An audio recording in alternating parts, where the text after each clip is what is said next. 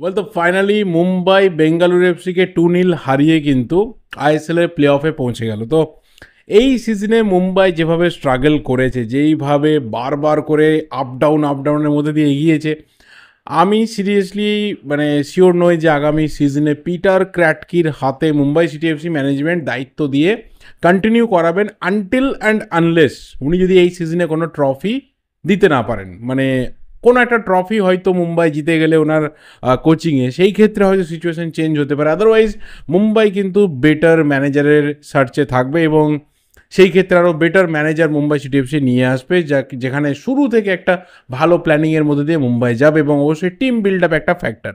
But হ্যাঁ, finally খুব স্ট্রাগলের পর আজকে 2-0 গোলে জিতে মুম্বাই কিন্তু আইএসএল এর প্লে অফে চলে গেছে। আর সের্জিও লোবেরা তিনি প্রথমবারের মতো আইএসএল এর প্লে অফে যেতে পারলেন না। তার কামব্যাক সিজনে তিনি ওড়িশাকে নিয়ে গেছিলেন, বাট সেকেন্ড সিজনটাতে কিন্তু অনেকটা বেটার স্কোয়াড পাওয়ার পরেও তিনি সাকসেসফুল থাকতে পারলেন না তার প্লে অফে যাওয়ার ক্ষেত্রে। 3 পয়েন্ট একটা বিরাট বড় তার প্লে অফে যাওয়ার ক্ষেত্রে ফারাক হয়ে গেল। দ্বিতীয় যে বিষয়টা শেয়ার করা রয়েছে সেটা হচ্ছে সাফ চ্যাম্পিয়নশিপ, যেটার দিকে আমাদের সাউথ এশিয়ান টিমগুলো তাকিয়ে থাকে, যে আমাদের সাউথ এশিয়ানের ওয়ার্ল্ড কাপ বলা চলে এবং সেখানে ইন্ডিয়ার একটা দাদাগিরি চলে।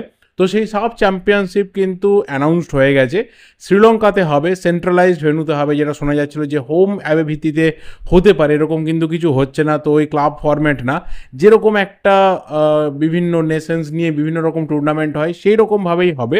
তো কোনো রকম উৎপটাং কিছু করছে না সাফ। আবারও শ্রীলঙ্কাতে হবে, কিন্তু ফ্যাক্টর এটাই যে এমন একটা সময় হচ্ছে 22শে জুন থেকে 5th July, that means huge গরম থাকবে। তার ওপরে শ্রীলঙ্কাতে খেলা হয়, মানে গরম কিন্তু ভীষণভাবে থাকবে, হিউমিড ওয়েদার থাকবে।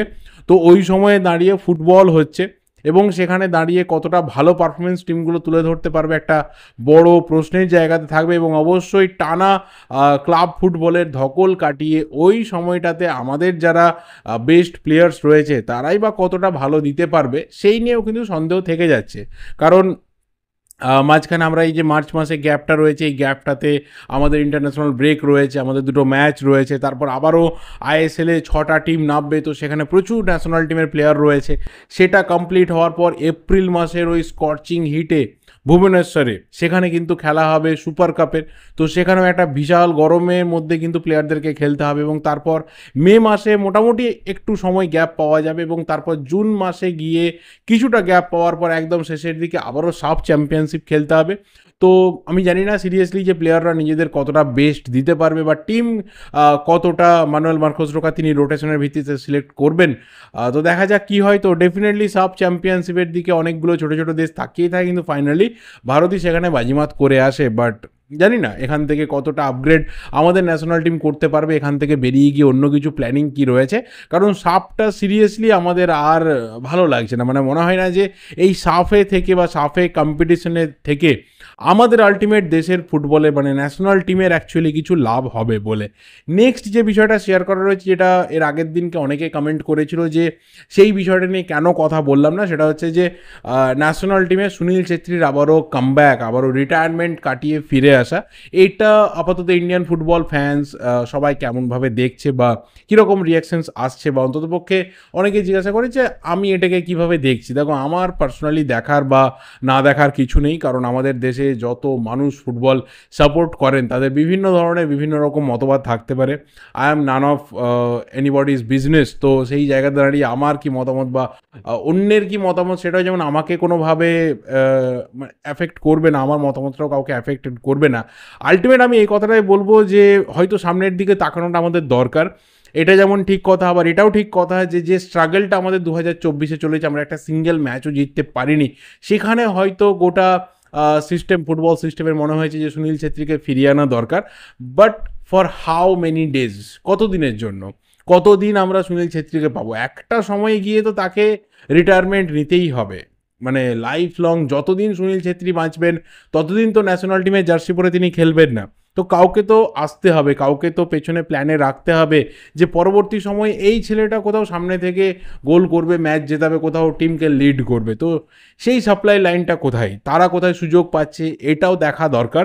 আবার এটাও দেখা দরকার যে 2024টা আমাদের যেভাবে কেটেছে, আমরা একটা সিঙ্গেল ম্যাচও জিততে পারিনি, সেখানে দাঁড়িয়ে 2025-এর শুরুটা অবশ্যই কোচ ম্যানুয়েল মার্কোস রোকা তিনি ভালো করে শুরু করতে চেয়েছিলেন, তাই হয়তো এই স্টেপটা।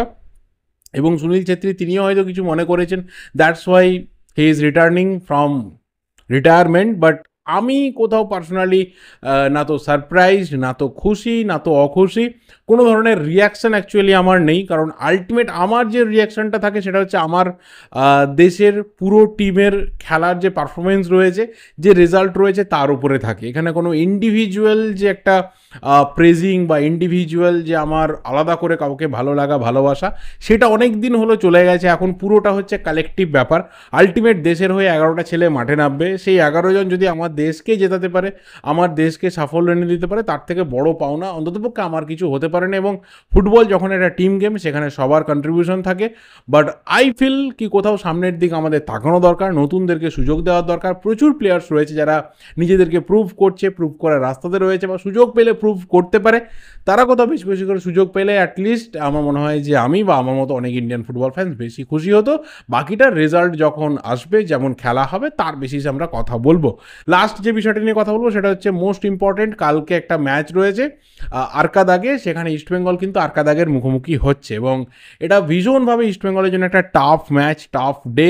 কারণ যে ধরনের জিনিস এর আগে শুনতে পাওয়া যাচ্ছিল, যেভাবে বিভিন্ন রকম প্রবলেমের মধ্যে ইস্টবেঙ্গল কাটিয়েছে, পুরো টিম একদম সেই বিমানবন্দরে নামা থেকে শুরু করে প্র্যাকটিস সেশন অবধি, মাঝখানে যা হেকটিক বিভিন্ন রকমের ব্যাপার ঘটেছে, সেটা কিন্তু কখনো একটা সুস্থ ফুটবল সমাজের জন্য নিদর্শন নয়। আর মনে করে দেখো, আরকাদাগকে নিয়ে যখন ভিডিও বানিয়েছিলাম, সেখানে হয়তো অনেকে বিভিন্ন রকম কমেন্টস করেছিল, বাট ঠিক কথা যে ওখানে যে ফুটবলটা চলে বা দেশে যেভাবে ওদের ফুটবল সিস্টেমটা চলে, দেখো দেশ কিভাবে চলে না চলে সেটা তাদের ব্যাপার, তাদের ইন্টারনাল ম্যাটার, সেখানে আমাদের কিছু বলার থাকে না। বাট একটা ফুটবল সিস্টেমের মধ্যে কিন্তু একটা সামঞ্জস্য থাকা দরকার, কারণ সেখানে ফিফা ওপর থেকে কিন্তু পুরো ব্যাপারটাকে মনিটর করে বা পুরো ব্যাপারটাকে কন্ডাক্ট করে, যে প্রত্যেকটা দেশের ফুটবল সিস্টেম একটা সিস্টেমেটিক ওয়েতে চলবে, একটা প্যারালাল সিস্টেম হয়ে চলবে, যে যার মতো করে সিস্টেম বানাতে পারে না। বাট কোথাও তুর্কমেনিস্তান, সেখানে কিন্তু অন্যরকমভাবে ফুটবল চলে, তাদের লিগে কোনো ধরনের বাঁধন থাকে না, যা খুশি হয়। করাপশন সেখানে টপ লেভেলে থাকে, ম্যানিপুলেশন টপ লেভেলে থাকে, ম্যাল প্র্যাকটিসেস টপ লেভেলে থাকে। এবং সেখানে আরকাদাগ এমন একটা টিম যেটা তাদের প্রাক্তন প্রেসিডেন্টের টিম, বলা চলে যে শুধুমাত্র প্রেসিডেন্ট না, ডিকটেটর, সেই ডিকটেটরের টিম। তো যদি কালকে দেখা যায় যে নর্থ কোরিয়াতে কিম জং উন একটা টিম তৈরি করছে, ঠিক যেরকমটা নর্থ কোরিয়াতে হবে, ঠিক সেরকমটাই সেই জিনিসটাই কিন্তু তুর্কমেনিস্তানে আপাতত আরকাদাগে হয়। তো সেটা ঠিক আছে, তাদের ইন্টারনাল ম্যাটার। বাট যখন তারা এশিয়াতে খেলতে নামছে, তো সেখানে তো একটা গভর্নিং বডি, একটা গভর্নিং কাউন্সিল রয়েছে, ওপর থেকে তো মনিটরিং রয়েছে। সেই মনিটরিংটা কোথায়? সেখানে কিন্তু ইস্টবেঙ্গল ভীষণভাবে সাফার করেছে। বিমানবন্দরে নামা থেকে শুরু করে হোটেলে যাওয়া, খাবার দাবার, জল, বিভিন্ন রকম সার্ভিসেস, এমনকি ট্রেনিং গ্রাউন্ডে যাওয়া, কন্ডিশনাল ট্রেনিং করা বা ফিজিক্যাল ট্রেনিং করা, বল পায়ে মাঠে না, বা বিভিন্ন রকম প্রবলেমের মধ্যে দিয়ে এগিয়েছে। এবং ফাইনালি ইস্টবেঙ্গলের তরফ থেকে যে ভিডিওটা পোস্ট করা হয়েছিল, যেখানে দেখলাম যে আলটি নাসিরের যে হোম মাঠ রয়েছে, সেই মাঠে ইস্টবেঙ্গলকে প্র্যাকটিস করতে দেওয়া হয়েছে। এই যদি মাঠের কন্ডিশন হয়, তাহলে সেই মাঠে প্র্যাকটিস করার থেকে হোটেলে রুমের মধ্যে কিন্তু প্র্যাকটিস করা অনেক বেটার। বাট ওই মাঠ যা দেখলাম, ওখানে যদি একটু কোনোভাবে রাফ পা পড়ে যায়, তাহলে কিন্তু চোট আঘাত লেগে যেতে পারে। ওই মাঠ কখনোই খেলা তো দূরের কথা, আমি বলবো যে প্র্যাকটিসের জন্যও কিন্তু উপযুক্ত না। বাট স্টিল বিভিন্ন রকম প্রবলেমের পরেও কিন্তু ইস্টবেঙ্গল কালকের ম্যাচটা 4টে থেকে খেলতে নামবে। ফ্যান কোর্টে আমরা ম্যাচটা দেখতে পাবো। বাট এখানে কোথাও আমরা হোপফুল থাকতে পারি যে ইস্টবেঙ্গল একটা ভালো পারফরমেন্স তুলে ধরবে। কিন্তু আবারও বলছি, ওদের দেশটাতে, ওদের পুরো ফুটবল সিস্টেমটাতে যেভাবে করাপশন, যেভাবে ম্যাল প্র্যাকটিস একদম টপ লেভেলে রয়েছে, একদম মাথার মধ্যে ঢুকে রয়েছে, পুরো সিস্টেমের মধ্যে ঢুকে রয়েছে, সেই জায়গা থেকে দাঁড়িয়ে ইস্টবেঙ্গল যতটাই চেষ্টা করুক না কেন এই সিস্টেমের এগেনস্টে গিয়ে ম্যাচ বার করে আনা, কারণ সেখানে নন ফুটবলিং ম্যাটার কিন্তু অনেক বেশি করে কাজ করবে, সেটা খুব টাফ হবে। বাট আমি অন্তত পার্সোনালি চাই যে ওদের দেশে গিয়ে ওদের টিমকে হারিয়ে অন্তত ইস্টবেঙ্গল ফিরে আসুক। এবং সেই ক্ষেত্রে আগামী দিনে কোথাও একটা বার্তাও থাকবে যে তোমরা নিজেদের দেশে যা করো না কেন, বাইরে থেকে একটা টিম, ভালো টিম এসে কিন্তু তোমাদেরকে হারানোর ক্ষমতা রাখে। বাট হ্যাঁ, ওদের এমনিতে ফুটবলিং কোয়ালিটি যথেষ্ট ভালো, যেটা যুবভারতীতে আমরা ম্যাচ দেখেছিলাম সেখানেও দেখেছিলাম যে 1-0 জিতলেও একটা ভালো ফুটবল ওরা তুলে ধরেছিল ইস্টবেঙ্গলকে, সেইভাবে বিরাট কিছু সুযোগ তৈরি করতে দেওয়া বা সুবিধা করতে দেওয়া সেটা কিন্তু করতে দেয়নি। অস্কার ব্রুজোর কাছে চ্যালেঞ্জ অনেক রয়েছে, বেশ কিছু প্লেয়ারকেও তিনি এই ম্যাচে মিস করবেন, ভাইটাল প্লেয়ারদের মিস করবেন, বেশ কিছু প্লেয়ার ফর্মের আবারও ধারে কাছে নেই। তো ভীষণভাবে কিন্তু চাপের একটা জায়গা, এই বিভিন্ন রকম নেগেটিভ সিচুয়েশনে ম্যাচটাকে বার করে আনা, ভালো পজিটিভ ফুটবল খেলা অস্কার ব্রুজো যদি পারেন তাহলে ডেফিনেটলি তিনি পারবেন এবং একটা ভালো ম্যাচ খেলে একটা ভালো মেসেজ দিয়ে তুর্কমেনিস্তান ছেড়ে ইস্টবেঙ্গল বেরিয়ে আসতে পারে। আবার এটাও ব্যাপার যে বাই চান্স জিতে যাওয়ার পর ওরা আবার কোনো রকম ঝামেলা না করে, কারণ এই ধরনের দেশগুলোকে না সিরিয়াসলি কোনো বিশ্বাস নেই, কোনো ধরনের বিশ্বাস নেই, যেখানে ডিক্টেটরশিপ চলে, যেখানে কোনো ধরনের সিস্টেম থাকে না, ল অ্যান্ড অর্ডার বলে কিছু থাকে না, পুরোটাই তাদের মন মর্জির ব্যাপার। তো সেখানে যে কোনো ঘটনা ঘটে যেতে পারে, যেই কারণে কিন্তু নর্থ কোরিয়া অনেক দিন ধরে এই যে একটা ফুটবলিং বা স্পোর্টসের একটা কালচারাল ব্যাপার সেখান থেকে অনেকটা দূরে চলে গেছে। তো আস্তে আস্তে হয়তো তুর্কমেনিস্তান বা এই ধরনের বিভিন্ন দেশ তারাও দূরে চলে যাবে।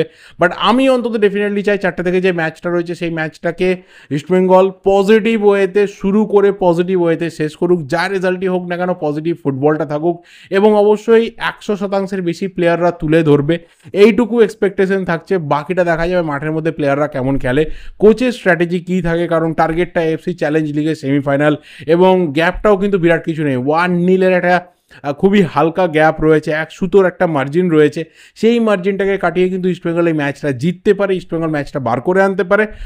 Lots of good wishes, lots of best wishes ইস্টবেঙ্গলের জন্য থাকলো অন্ততপক্ষে কালকের এই ম্যাচটার জন্য। ম্যাচটা এনজয় করবো, তারপর সেই ম্যাচটা নিয়ে রাত্রে অবশ্যই কথা বলবো। এর থেকে আর বেশি আর কিছু বলার নেই। ভিডিওটা এই অবধি, ভালো লাগলে লাইক করো, শেয়ার করো, তোমাদের যা যা ওপিনিয়ন্স রয়েছে অবশ্যই কমেন্ট করে জানাতে থাকো। দেখা হবে পরের ভিডিওতে, till then subscribe my channel অবশ্যই। Thank you, good bye and good night.